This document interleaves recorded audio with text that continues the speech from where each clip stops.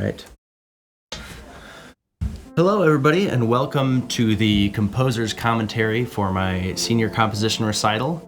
I don't know if you've heard of director's commentaries before, but it's where a director and maybe a producer talk over a movie that they made. They just kind of talk about the process and any funny anecdotes or anything like that. I am here with my composition professor, Dr. Joshua Bowder. Yo. And so we'll just be talking about my senior composition recital. Nice. Welcome. Yeah. Thanks for being here. Yeah, we start with my piano pieces. I kind of organized the recital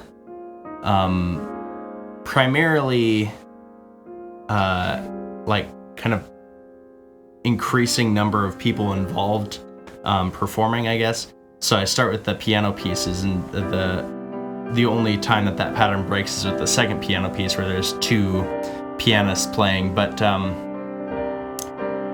there's 3 piano pieces and then a vocal solo, so that's 2 people, and then there's the string sonata, which is 2 people performing at once, actually 4 people involved, and then there's the string trio where there's 3 players playing at the same time, and then the choral pieces, there's 12. How many singers did I do? It was a lot. I mean, yeah. I think it was more than... I think it was 12, because I think it was 3 per part. Yeah. I enjoy this section of the piece where it goes into the staccatos. Yeah. This is called Unclear Glass. Yeah, that's right. So, reference to Philip Glass? Right, yeah. So the piano VST that I used when I was composing this was called Glass Piano, because it's actually a sample of Philip Glass's piano in his apartment in New York. So that's where the glass comes from. The Unclear is just a reference to the harmonic motion, which I wanted to be sort of like hazy and don't really know where it's going. Now this one you played with Nehemiah Harrington. Yes, you should send this to me, Nehemiah. Make sure he sees this video. Yeah, this is a fun one. I was playing around with this idea of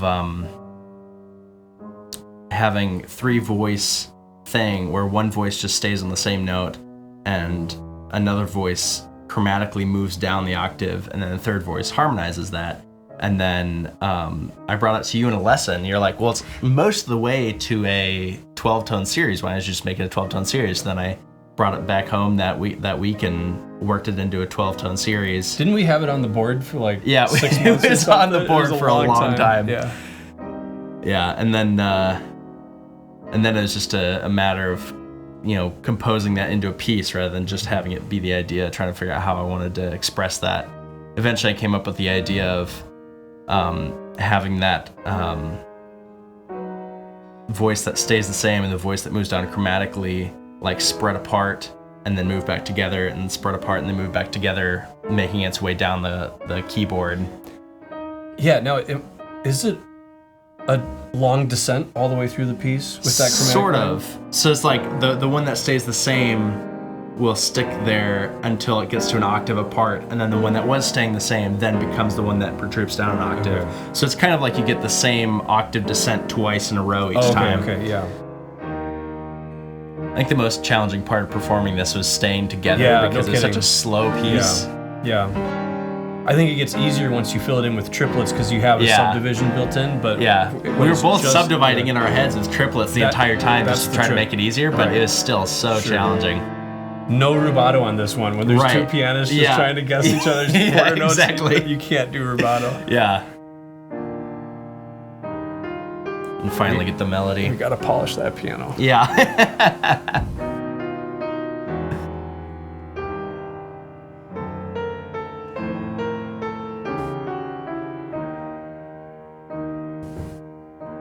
Since this performance, Nehemiah's gotten married.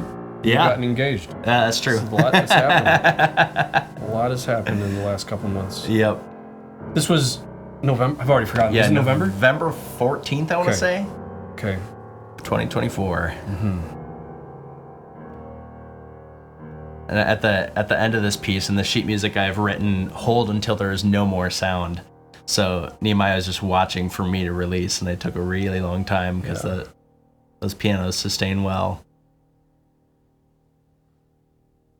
Doing the video is really fun too because I had access to my buddy's 360 camera, and so for the performance, like this shot, it's just set up at the back of the hall, and then in post I can like adjust how close I want it to look and how wide and how much I want it to pan and all that stuff. It looks like you have a mic on a boom or something. Yeah. It looks like you have way more than you did.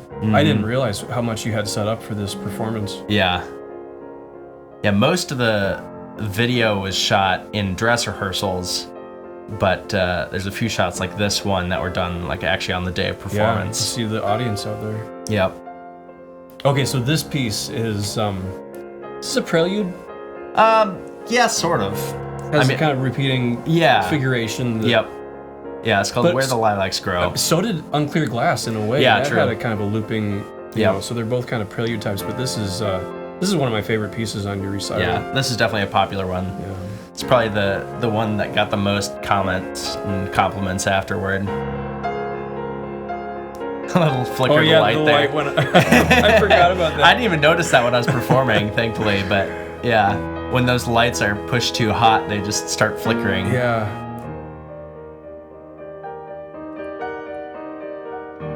You learned all your own piano parts. Yep. Yeah, I don't really consider myself much of a pianist, but for this recital, I just decided to like, you know what, I'm just gonna do it all myself. You brought it, yeah. I mean, I've had lessons I'm not taking lessons currently, but I had a lot of piano lessons growing up, so it's not like I was unfamiliar with the piano. So how'd you get that shot right there where it's so close in on your hand? Yes, that's just that 360. Yes, that's zoom. Just sitting right there during a dress rehearsal. Yeah. And then it's like they're really, really high resolution sensors on that camera, so you can zoom in a lot without losing a lot of fidelity. Oh, I love that. And return to the A. It's nice.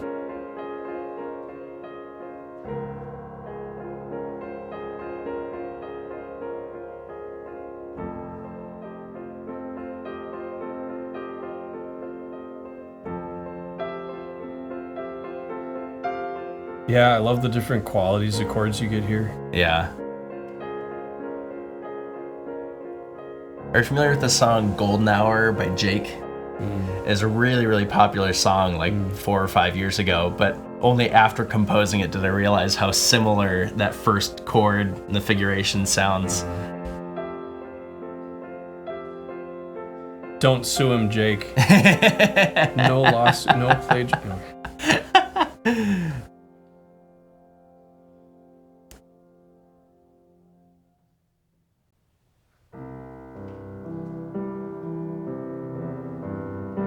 This one was really fun to write.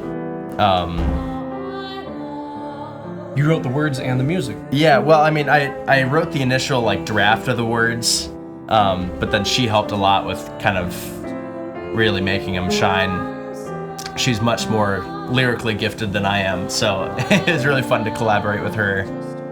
Do we say who this is? Yeah, this is Olivia. This is my now fiance. So we began dating on January 5th of 2024, and pretty soon after we started dating, I was like, would you like to sing for my recital? She's like, yeah, I'd love to. I was like, maybe I'll write you a song. So that's kind of where this started.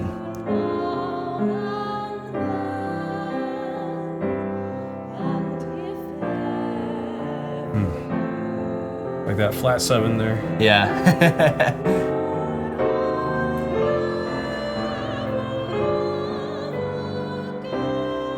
This B section melody was kind of unintentionally inspired by it's from Phantom of the Opera. Music of the Night. Yeah, Music of the Night. You telling me that. That's right. Yeah, and I can kind of hear it just at the very beginning of that B section, but it's not. I actually wrote this section with her in a practice room. Okay. And it initially sounded much more similar to it. I was like, this is reminding me of something. What is it? She's like, wait a minute, is this Music of the Night? It's like, oh my gosh, it totally is. Then I like altered it a little bit to make it sound not quite as much like that. This part is just, it's so good. She works so hard on those notes. Octave G's? Yeah. Yeah. Yeah, I actually wrote this ending before most of like the beginning and middle part.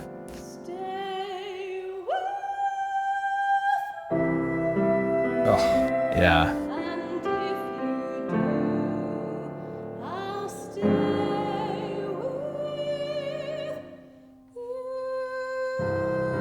I love that minor 4 add 6 chord. You have a lot of just cool jazz chords in there, altered the dominance. Mm-hmm. Yeah, real nice. I forget, did the lights go out on her at all during the They may have once. I don't remember.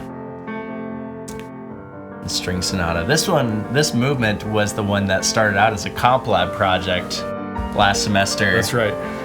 It was, we were supposed to like emulate the, I don't even know, harmonic movement, I guess, of a Mozart string. That's right. A Mozart sonata. violin sonata, imitating kind of the harmonic and the metrical proportions and all that stuff. And anyway, so we had to start with like a way to just kind of like float around the tonic, and then make our way to a 5. I remember that.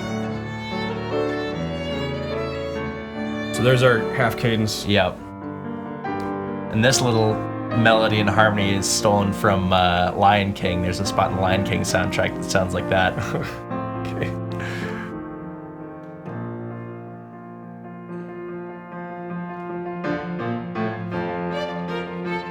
So this is the secondary theme of the sonata form. Yep. So it's a first movement sonata form. Yep.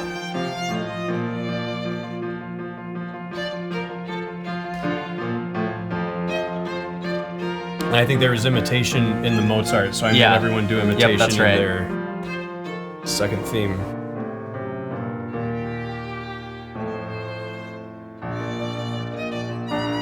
Closing theme with imitation. Yep.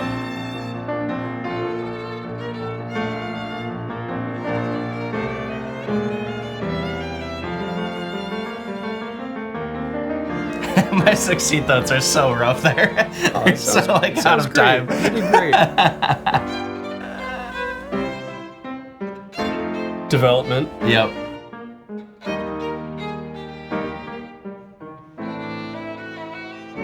Lock on the dominant. Yep. Recap. Yeah.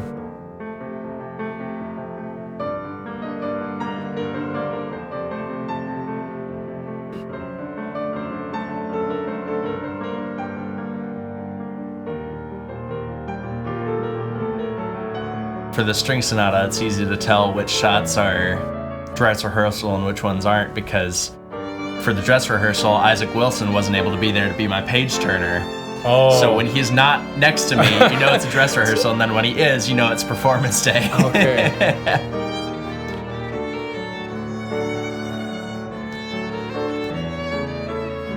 But I had to work on these so much to get them right that I pretty much had to memorize, so Sure. I was barely looking at the music even when he was page turning for me. See, I can't even tell. Is he there in that No, one? he's not. Okay. I mean, because he could be just invisible behind you. Yeah. That's my favorite section. Yeah, so this is second theme group, but in the recap, and so it's still in that G minor Yep. area. Oh, there's Isaac. Yep. Where is he? It's one of those things where you might not notice unless it's pointed out to you, and then you can't not see it. Did you splice together audio from the different... Yeah, so I used the performance day audio as like kind of a base, and then if there's anything that I wanted to swap out, then I'd use a dress rehearsal cut.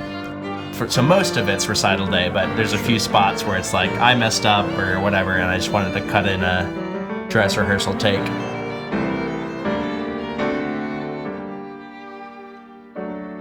Yeah, very nice. I didn't like this ending when No, you you brought didn't. it into lessons. When I first gave it to you, you're like, nah, this needs more action to it, but then you warmed up to it because I was like, no, I really like it. Yeah, now it makes sense. Nice. I suppose now we can talk about the fact that this was supposed to be cello. This movement was originally written for cello and played by Ingrid Tverberg and Cora Sang for GSR last year, I think. But then Ingrid graduated, and there wasn't another cellist that could fill her spot, so I rewrote. So the whole piece, the whole 3-movement piece was supposed to be a cello sonata. Yeah, it was supposed to be But I mean, that first movement was written as violin, Sure. and most of the second or the third movement was as well. But it was originally intended to be a cello sonata. But Nehemiah does a great job of emulating that sound. Yeah.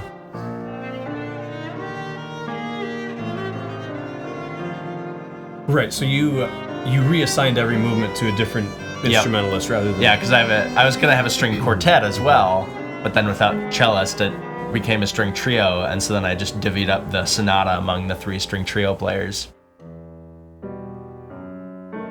Love that key change. Yeah, that was your idea actually. Yeah, was it? Because these first 2 sections were originally different ideas for this second movement. Yeah, that's right. I do remember that. And Why then not link you're them like, up? well, the last note of the first idea is a half step above the first note of the second idea. Why not just stick them together? I'm like, that's brilliant.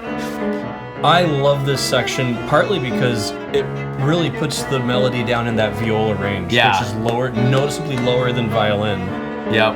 And it just kind of grooves down there. I love that tone. Yep.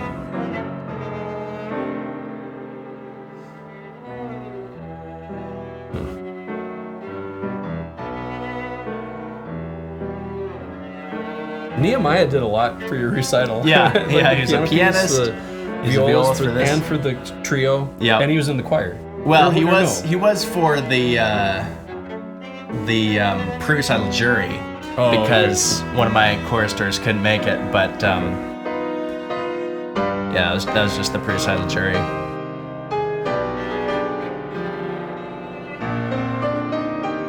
This section for me took probably the most work of any piano thing on the entire recital. It's so epic. It's almost Rachmaninoff. Yeah.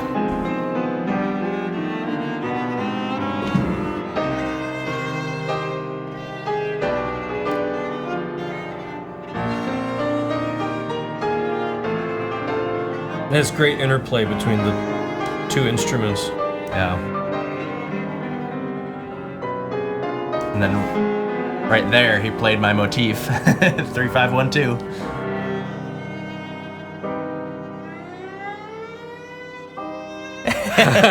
The gliss. I think you have glisses in all 3 movements of this. Is that right? Yeah, I think you might be right. Well, maybe not in that first one, the Mozart one. I can't remember. I can't remember. Maybe.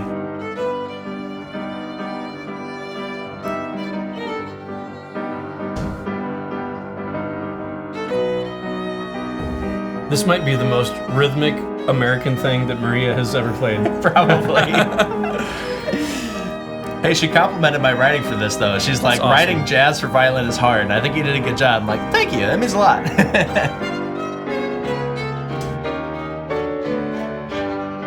I love that. Yeah. Strong descending whole tone scale. Yep.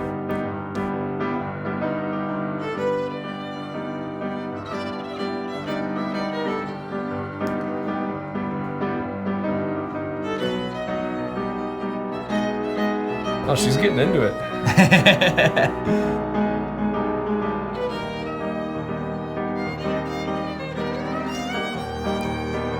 It was really fun coming up with this harmonic idea because I was just playing around with that like 1 augmented and then minor 6. Right. And I was like, well, an augmented chord is the same for like 4 different keys, so you can just use that augmented chord to modulate.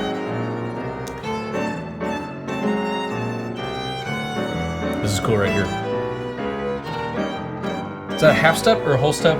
I think that's a half step. Okay. So yeah, this section was like that ascending whole tone with alternating like dominant chords, the tritone apart. Is Okay. that is it Mussorgsky that does that? Oh yeah, that's right. Yeah.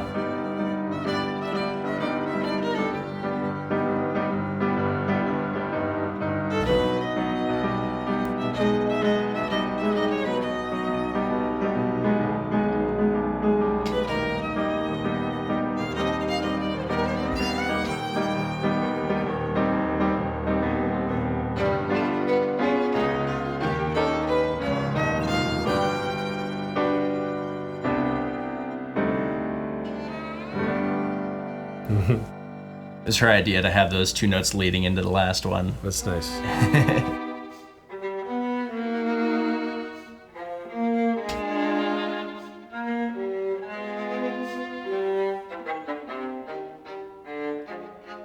So this is a string trio. Used to be a string quartet. Yep, that's right. But then we lost the cello player. Yeah. Nehemiah is basically doing the cello part and the viola part from the previous arrangement. I think he does a really good job of like separating the downbeats from those. Ooh, that's a new camera angle. Yeah. Is that from rehearsal or performance? Yep, this is a rehearsal. Okay. I wish I'd remember to shut that light off in that sacristy. Oh, yeah. It kind of sticks out.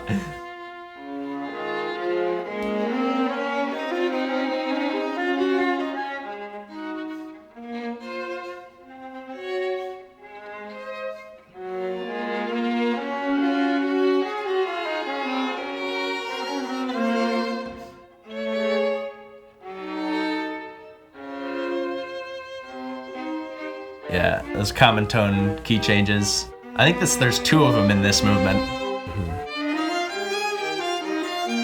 Melody and octaves.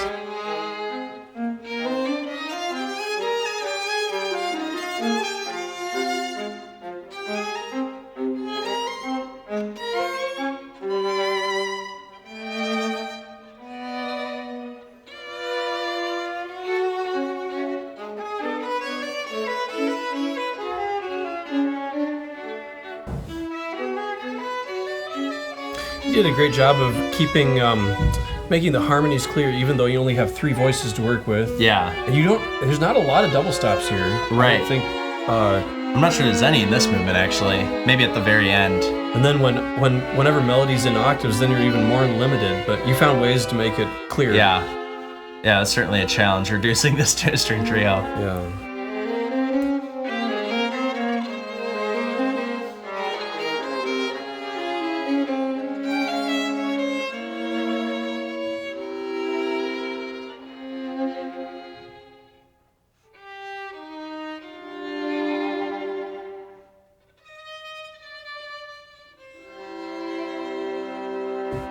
There's a double stop in the viola. Mm-hmm.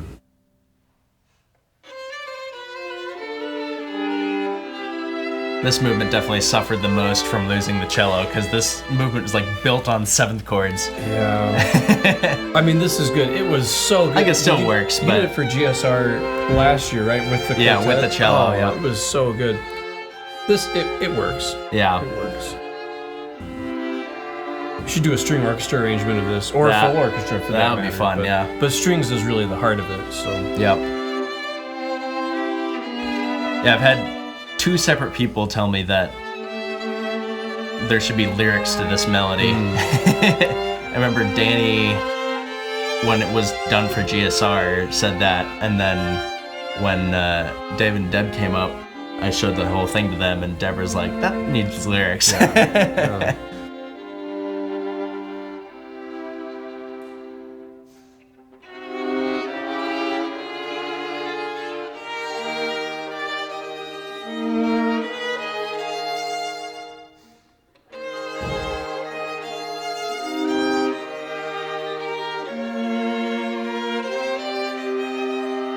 On recital day, I was back in the sacristy for this, and in that door that's open, there's a little window, and because of how the light was on recital day on that morning, you could see the reflection of the audience from my perspective, and my family actually, like my sister in particular, could see me in that reflection. She could like see me conducting the piece from the sacristy just for fun.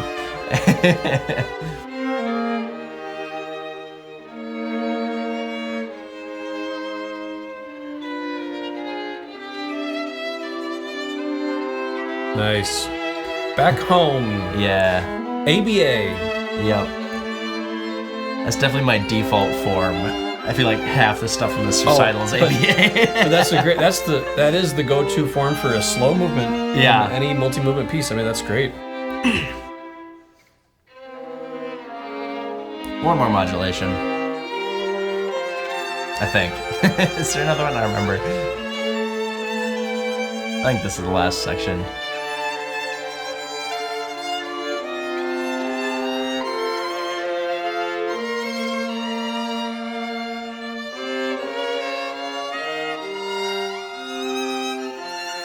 Yeah. Nice.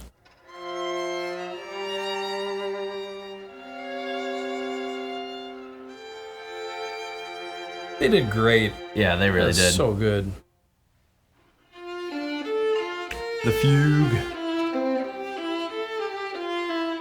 This melody came to me like in a class, and it just like would not get out of my head until I wrote it down. I was like, this would be an interesting fugue idea. You wrote this fast. You came into the lesson with basically the whole thing done. Yeah. I think we might have worked on a couple little sections. Yep. Granted, it's not a long movement, but yeah.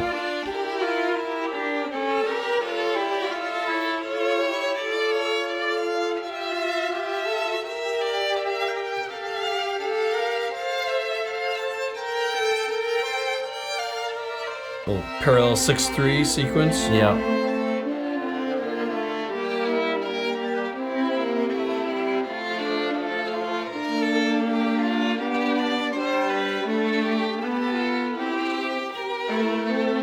I love that viola part.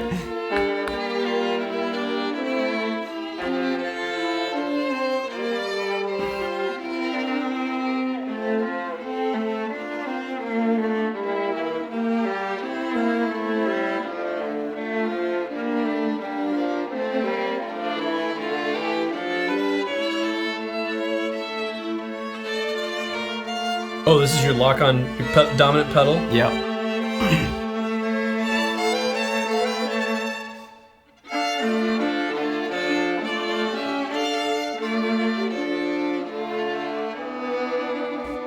Old 251.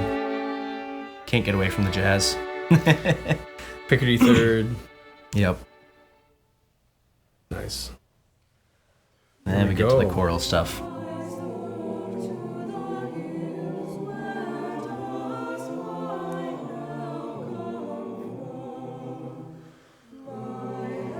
This is probably the most active hymn melody I've ever heard.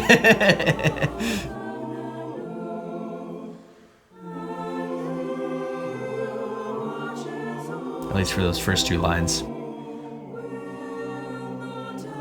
So this is also footage from rehearsal and performance. Yep. It's like whenever the windows are not lit up. Yeah, that's another tell. Must be at night. Yeah, these shots were actually done by my buddy Isaac, who also lent the 360 camera. Nice.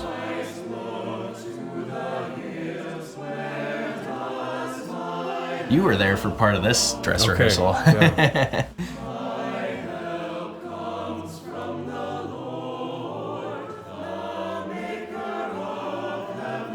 It took me so long to like do all the editing that I'd forgotten some of the stuff that had happened in the dress rehearsal. Sure. And when I was editing that shot where the 360 camera is just kind of like set in the middle of them so I can pan everywhere. Okay. At some point, Olivia just walked up and got like this close to the camera, and her face was so big on my screen, I had to send her a picture of it when I was editing.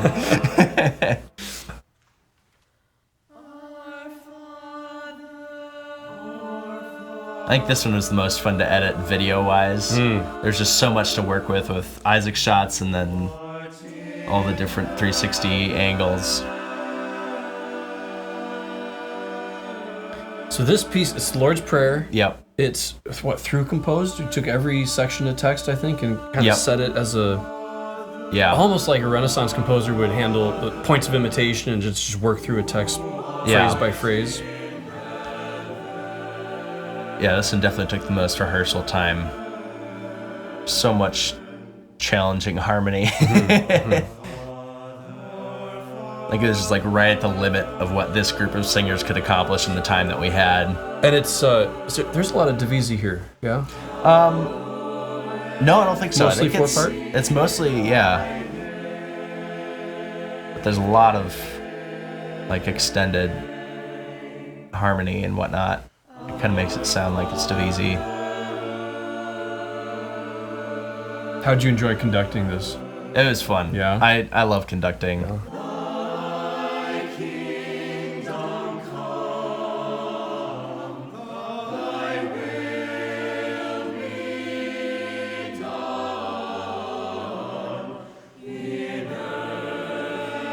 conducting is one of those things where it's like, if I could just make a choice for that to be my career and I didn't have to like go through a whole bunch more schooling and whatnot, I would totally do it. But it's just like, I don't really want to do a doctorate degree.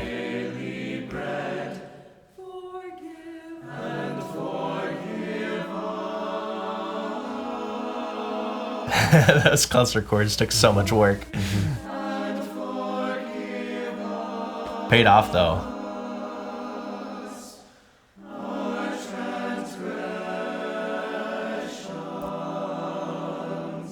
One of the techniques I used to keep that as singable as possible, despite the challenging harmony, was to do like almost entirely stepwise motion. Like between those, in those pauses, each part is either staying on the same pitch or just moving up and down a step. It makes a huge difference. Yeah.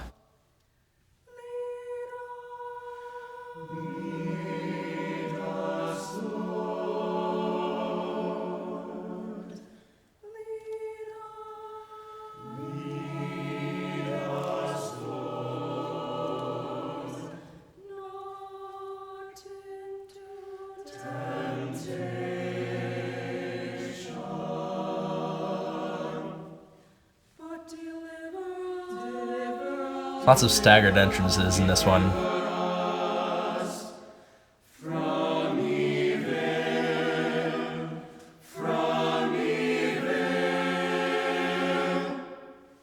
Oh, the harmony does return in this section from earlier. It's not entirely through composed, but new melody. Oh, the sopranos. They just soar.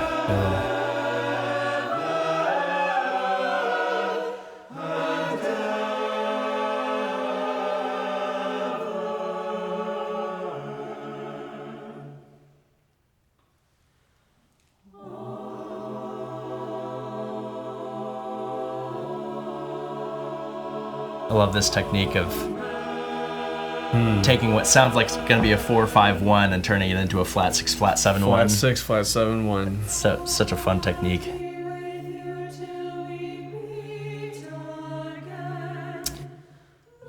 Final piece. I thought it fitting to end with "God be with you till we meet again." Right. That's how you always sign off on emails, right? Or God be with you. God be with ye. Yeah. I got that from, I don't know if it's actually true, but I heard somewhere that the word goodbye comes from an accidental shortening of God be with ye. Like a shorthand way of writing it. It just kind of morphed into the word goodbye. Oh, sure. And so it's just like, that'd be a good email sign off. This one was really interesting compositionally because I decided to make all of the parts that weren't the melody entirely stepwise throughout the entire piece, and it was really interesting challenge to try to maintain that. And totally diatonic, I think. Yeah, I think so. Which, that's an interesting constraint to impose on yourself. Everything but melody, when it moves, it has to move by step, either up or down. Yep. I was also trying to like have a different cadence at the end of each phrase. So combining those things was really challenging, but I think it worked out. I really like the way this one turns out. It's a great closer too. Yeah.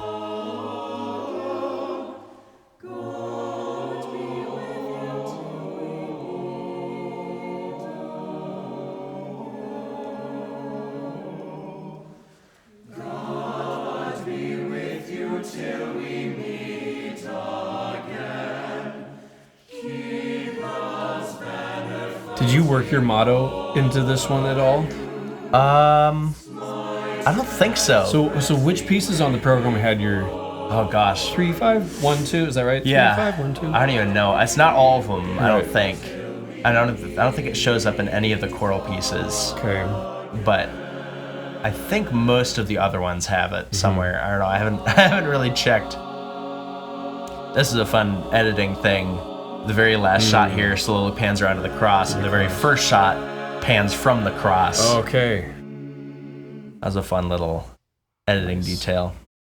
Well, that's it. That's my senior composition recital. Yay. Thanks, Bowder, for joining me for this composer's commentary. Of course. It's really fun to just sit down and reflect on it. All right. Very good. Soli Deo Gloria.